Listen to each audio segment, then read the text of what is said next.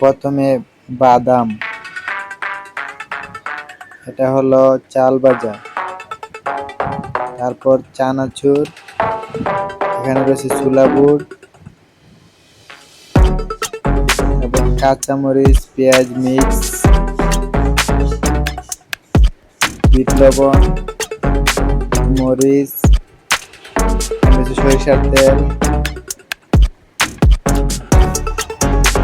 এখন mix food tax কিরকম হয় তা খায়া দেখতে হবে। আপনাদের কেমন লাগে এগুলো খাইলে তা আমাদেরকে জানাতে পারেন।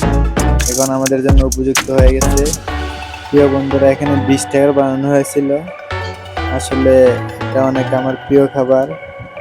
আপনারা যদি এভাবে ঘুরতে গেলে, আজকে নদীর পাড়ে গিয়েছিলাম তাই এটা খাওয়া হয়েছে। আপনারা যদি এরকম ঘুরতে যেয়ে খাওয়া দেখেন তাহলে আমাদের কমেন্টে জানাবেন প্লিজ।